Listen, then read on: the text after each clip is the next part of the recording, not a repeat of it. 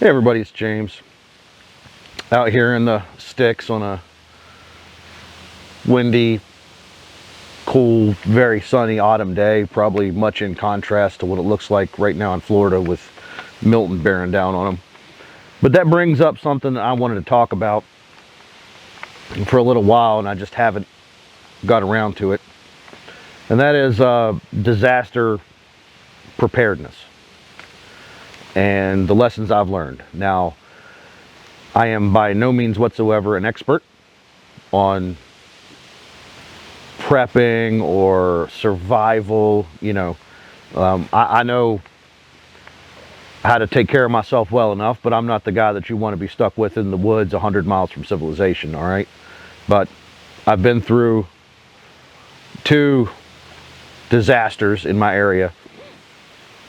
One bonus one, we'll get to that. And I've learned some very valuable lessons the practical way, the not having stuff way. So I'd like to at least share and add what I know. Now, of course, this information is for rural areas. I don't feel like I'm qualified at all to speak on urban. I don't know what set of challenges that might entail as far as in the big cities. But out here, I've had one bug in scenario and one bug out scenario. One was more annoying. One was potentially life-threatening.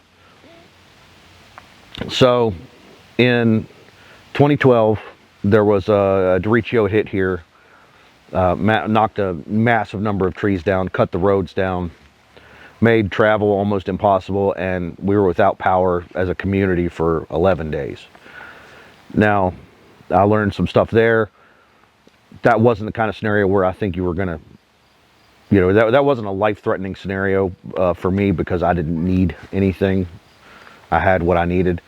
I could have made myself infinitely more comfortable had I known then what I know now, and I could have survived it with grace. But the other one was a 2016 flood where I had to leave my house in nipple-high water with nothing but a bug-out bag, and the town got cut completely up into sections. Travel was, again, completely impossible, and communication was cut off, and it got that one deteriorated really quickly into something that was bad. I actually ended up kind of overseeing a shelter, an impromptu shelter that we built, made, commandeered in a closed out store. So I'm going to share with you the things that I think and the stuff that I know. If you have something to add in the comments, please add. I don't act like I know everything. I'm just going to tell you the stuff that would have helped me in my situation. So you have to do for you what works in your conditions in your area. So you have your obvious stuff that you need. Food, knife, flashlight, water, of course, any kind of essential medications or any health supplies that are necessary for you.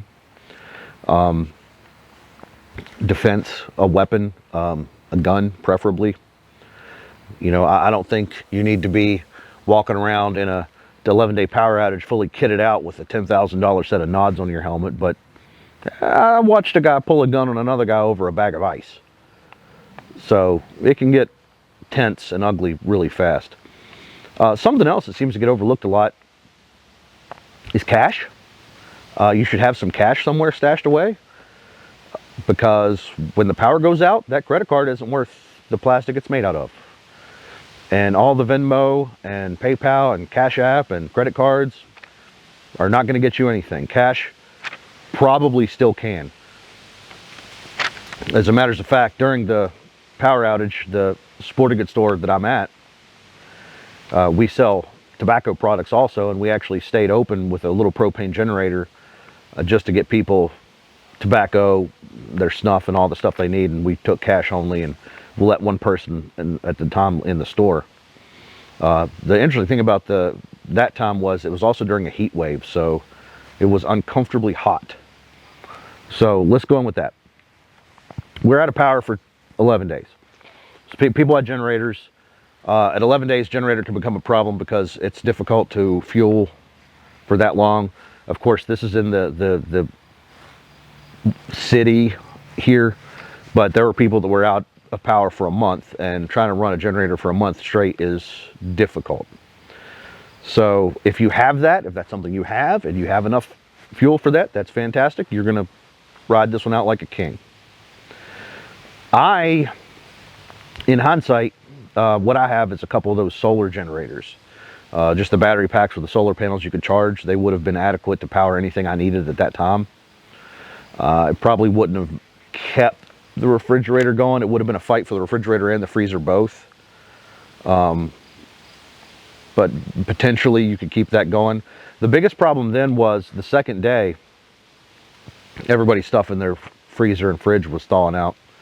And the whole town smelled like hot dogs, hamburgers, and steak because everybody just broke out their grills and was cooking all the food. And you could get a hamburger any corner in any street in town for free. So therein lies another thing. If you have camping stuff, if you camp, that stuff's absolutely useful in a disaster scenario too. You know, a charcoal grill is a charcoal grill. Doesn't need power, doesn't need nothing. Tents, lanterns, of course your foodstuffs, your fine china, all that stuff is also very useful. This brings me to the bonus disaster I was in. That was the blizzard of '93, where it snowed about 3.5 feet and the power went out. So something you should also think about is a heat source. Now, I'm not a rich fellow, so the stuff I'm going to talk about is relatively cheap. You need to have some kind of backup heat source. I don't care if it's terracotta pots with tea light candles. If you have enough, tea light candles are cheap. You can make a heat source. You can make a light source. You could repurpose stuff. You don't have to, listen, if it's stupid but it works, it's not stupid. Repurpose anything for any need, for whatever your needs are. You could definitely come up with something. There's a lot of stuff on that. That's going to have to be fitted to you and your house. You know, if you have a wood burning, a lot of people here have wood burning stoves. If you have that, you don't need anything. If you have propane, if all your heat is electric, then you need to think about that. Of course, defense. That's the name of the game of the channel. I don't have to talk about that. You understand. Of course, the stuff in your fridge and freezer might be toast. So when you're counting up your food or how much food you have, try not to count what's in the food or fridge, because that might not, it's perishable. Anything perishable might not survive the first couple days. And a couple side notes here. If you have kids and you have a 10-day power outage, 11-day power outage, you want something that they can do to entertain themselves that doesn't require electricity. This goes for the bug out as well. A deck of cards can go a long way. A dumb little board game. Hell, a coloring book and some crayons could make a huge difference when it comes to your mental health in a scenario where you're trying to just keep everybody safe. Random mid-roll tangent here. If you have one of these unfortunate things, that changes everything. So you have to plan accordingly, of course.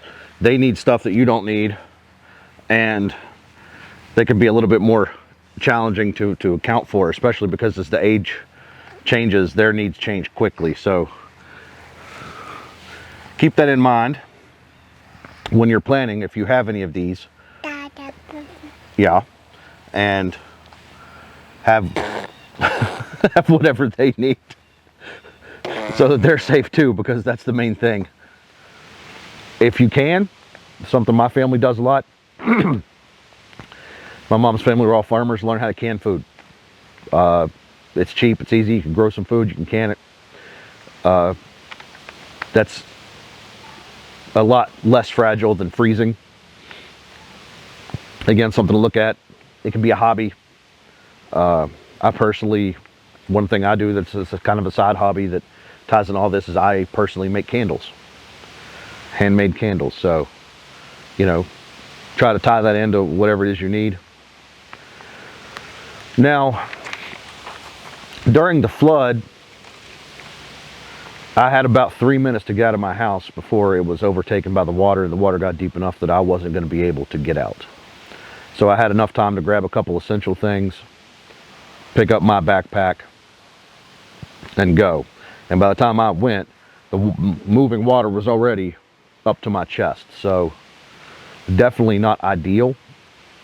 I should have left sooner. I should have been more prepared. But in our area at that time, it wasn't raining. The water was coming off the mountains from a different area, and I just wasn't aware of the incoming danger until it was too late. That's on me, and that's something you got to be careful of. That denial that something bad is happening can absolutely be a thing that's a detriment to you or your family. At some point, you have to accept the reality of, hey, this is going south. I got to go. And that's a choice I had to make, and leaving all of my stuff behind was not something I did lightly. But I did. And it turned out okay in the end. Thankfully, my kids weren't home. It was just me at the house at that time. So that made it a lot easier. That made the decision a lot easier. Had I stayed, the water ended up about 2 feet above my garage door, so it would not have been pretty either way. You know, these things don't happen in a vacuum. It's unlikely that every bit of the infrastructure in the area is going to be taken away. There's going to be stuff that you could purpose, things you could use, and assets that you could take advantage of. We took an old storefront that had been closed down for a couple years. We got the doors open, and people started coming in because we were on the high ground in our area. People started showing up. We started inviting them in. And then suddenly that turns into approximately 100 people counting on you to make decisions for their safety, which is a weird position to be in when you're somebody who's not really mentally prepared for that. But we got a generator going. We got some basic lights. We went to the grocery store, a dollar store near us. We acquired extension cords. We acquired food. We insisted heavily that they help us. And then here comes the ambulance that's in our area, and it starts dropping off people, older people who are hypothermic. So we had to take care of them as well. We didn't have any blankets or anything, so we tried to use cots and whatever we could for heat to try to get these people warmed up and get them dry and keep them safe. It was a challenge, and I can tell you right now, you're going to learn the people in your community that are very helpful people, and you'll learn the people in the community are the ones that just sit in the corner and feel sorry for themselves. And I promise you, you're going to be surprised at which ones are which. I definitely was. Which brings me to the main thing that helped me get by all of these, which was my community. People that I knew, people that I trusted, people that knew me. And, you know, your personal community is probably your biggest asset. The people you know, the people that know that they can depend on you, the people that you know you can depend on them, and taking care of each other. So in that, one of the big things that you need is some sort of radio or some sort of alternate communication source, just in case the grid goes down or something happens. Communication with your community and whatever pre-prepared plan that you've made are critical. If something happens and I can't communicate with any of my family, they know where to meet up with me under what circumstances. So I know where they'll be and they know where I'll be, which means we don't have to communicate just in case everything breaks down, which happens. You can't depend on technology. And, you know, you could have a full basement full of thousands of rounds of ammo, hundreds of MREs, months worth of food, supplies, and everything to make you comfortable. But if the water is over top of your house, unless you can take that with you on foot, it ain't gonna help. So be prepared to only take the basic necessities. That's just the way it is. You have to pick. And you better have that bag, a bug out bag packed. You better have it ready. And you better know where it is, and everybody needs to know what the plan is in case something happens. That includes just a fire in your house, God forbid a home invasion, flood, you know, something less catastrophic. You know, a lot of people in the derecho, they woke up with a tree in their house. So that was something they had to deal with. You know, don't panic. Try to make rational decisions. Have your bug out bag with your, you know, your socks and some toilet paper, some of those cheap foil blankets. You could repurpose that for anything. General stuff that's handy. Listen, about 48 hours after the flood hit, I promise you that a cold can of beef ravioli in a plastic fork makes a fine meal. And I was very happy to have it. So it doesn't have to be anything fancy. It doesn't have to be anything exquisite. You don't even have to make it look good. You just have to keep everybody safe. You know, try not to judge your neighbors until you see how they are. We went over that. If you're somebody outside of some of these disaster areas, and if you made it this far in the video, thank you very much. I know I ramble. But if you made it outside, you're outside of one of these disaster areas and you want to help, I can also tell you from experience, the best place to donate is to local churches. Those people know what the needs are, and they're the ones that most likely know what needs to happen to help the most people. FEMA didn't do shit for me. A lot of the big charities come in, they gave me a gift card. I lost everything I owned, and here's going to come the Red Cross with like a $75 gift card. I don't know what to do with that. I can't eat it. I can't wear it. I'm wearing the same clothes I wore for days now. My shoes and socks are wet. You know, that doesn't help me. I don't know what to do with that. But the local churches and local people were the ones providing the real aid to the people that really, really needed it. So keep in mind, you can't rely on your tech. Try to have a plan. Try to keep communication open. Those are the main things. Have the stuff that you think you need. Just go around your house on a daily basis and see all the stuff that you use. You know, if you have a bug out bag, does it have a toothbrush in it? Does it have a change of socks? Because I would really like to have had a change of socks. You know, you have all your high-end survival stuff. I have a lot of that stuff too. I got a diesel generator. I have some survival shelters and all that stuff, but I don't know that when it comes down to it, that stuff's really going to be what you need. What you need is whatever you can carry on you at the time if you have to bug out. And if you bug in, then that stuff might come in handy, but you have to be willing to leave if necessary. If it's not portable, then it's not going to be very useful under the wrong circumstances. So, you know, a couple side stories here in my experiences. When I left the house, I got on the critical medication. But anybody who really knows me knows that I've forgotten the birth control. And with everything that happened and everything that's going on, and yes, to all my customers out there, I know how this happens, but I now have a 7-year-old son who is a direct result of a natural disaster, which is interesting. Also, when the fire department finally got to our area of town, it was early the next morning, the guy come in, the chief, he's like, come in, he's like, I hope I'm not stepping on your toes or anything, man, but we're going to take over here. I'm like, hey, I'm just a guy with a beard. I'm not actually in charge. You know, it's weird how that happens. It's weird how when you get a bunch of people together who's actually have the same goals for once, you can come together and do amazing things. But I don't know if you could do it alone.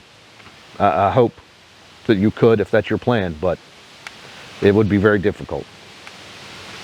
I made some friends, gained a lot of respect for a lot of people, and I lost respect for a lot of people too. So you learn what's important. I hope it's a lesson other people don't have to learn, but it is what it is. The main thing is the family was safe. We finally got to, we holed up in a 100-year-old farmhouse, me and another family, my family and another family, and we made it work. Nothing about it was ideal. That being said, during the derecho, when the power was out during heat wave, I would have stabbed somebody in the face for some ice water or a fan when I was sleeping. So a battery-powered fan wouldn't go a long way.